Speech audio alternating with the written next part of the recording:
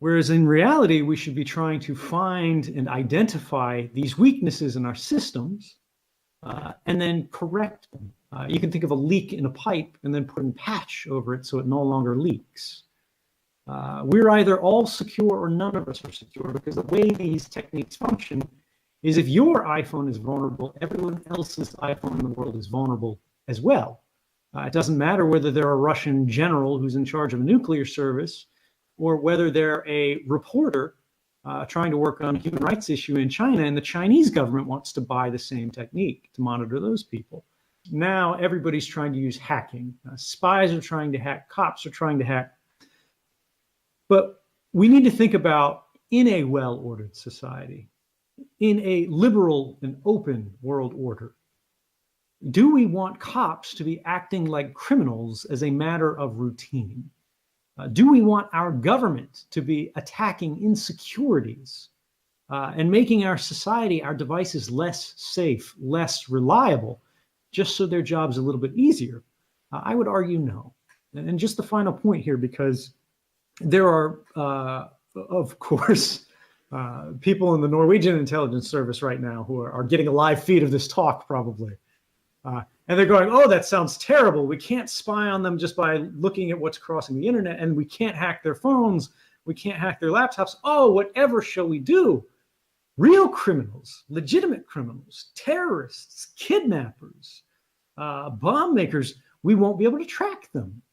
And to even people like myself, that's a persuasive argument, right? We want our police to be able to thwart legitimate crimes, serious crimes. We want them to be able to do life-saving work.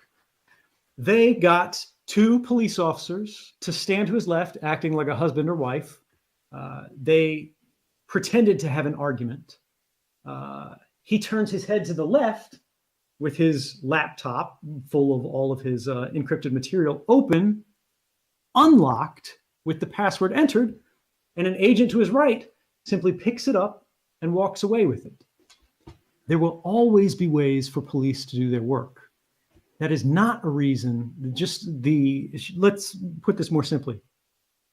Free societies do not restructure the rights that the public is entitled to for the convenience of spies and police. The thing is, whenever they have a choice, whenever they're asked to make a choice between one technique and another, they take both. We need to do the same. If we are being asked, should we choose between political reform as our best technique or creating technical tools that allow users to protect themselves no matter what the law says, or should we get technology companies to fundamentally reshape the way the internet works? The answer is we have to do all of them, because that's the only way we're going to make headway. That's the only way we're going to make progress. That is the only way we're going to create a secure and reliable internet that protects everyone.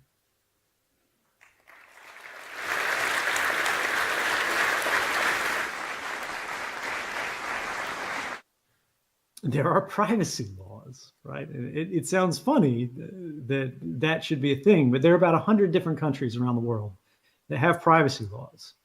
The United States is not one of them. Soon you'll get your general data protection regulation. Things are not perfect. Things are actually still quite bad, but they're getting better, little bits and pieces. The US, there's a big question where these commercial structures, these US internet service providers, companies, social media platforms are largely unlimited in the kind of choices they can make, the ways they can use and abuse private details about your life without really your knowledge or permission or consent. They would argue, well, you clicked that little box, but let's be honest, nobody read that. And let's be honest, even if they wanted to, they couldn't, because it changes all the time. And there have actually been studies showing that even if someone read that for every product they buy, every piece of software they use, every website they go to, there are not enough hours in the year to review all of the documents and legal agreements that you're made to agree to just to engage in basic tasks in daily life. So there is a real question here. Government in the United States is still the biggest threat in a certain way, which is that they can put you in jail, right? In countries that have the death penalty, they can kill you. Companies can't directly. But more and more, the level of influence that they have over ordinary people's lives is increasing, particularly as we start to see the level of data, the amount of data that they've collected, the way they're using it and applying it in new ways. They're using algorithms to make concrete decisions about our lives. Ultimately, whether we're talking about grants of credit, who gets a job and who does not, whose voice is made heard on a platform and whose voice is silenced. They are shaping the future of our world.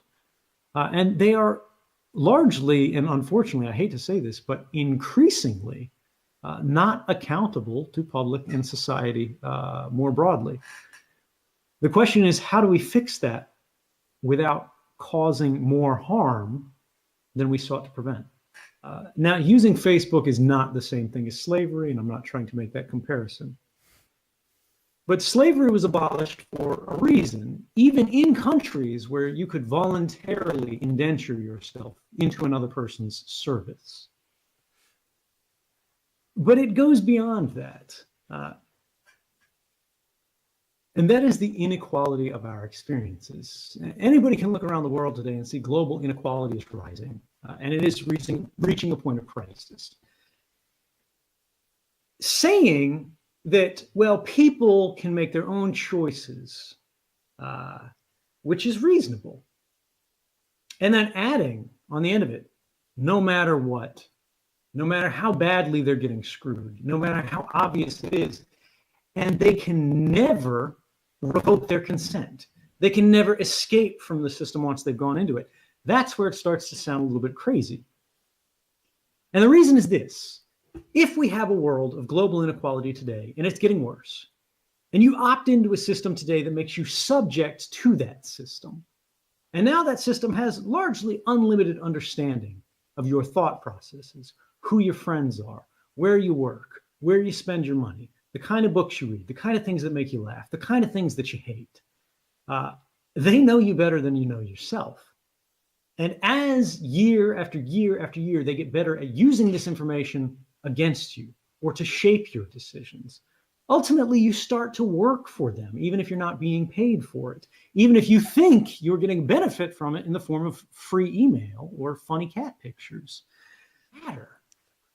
And if we have the right to give all of our power away, whether that be economically, whether that be politically, whether that be socially, or through anything else, to some company or some government, and we suffer for the rest of our lives from that, that may be many things, ladies and gentlemen, but that is not freedom. Look at the way you're gathered right now.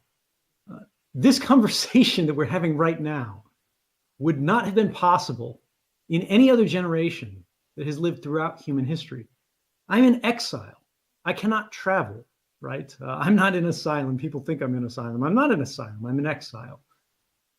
And what that means is you shouldn't be able to hear what I have to say, and yet you can. The old bad tools of political repression that have existed for generations are beginning to fail. And the reason for that is technology. Everybody who has lived throughout the story of humanity has lived in changing times.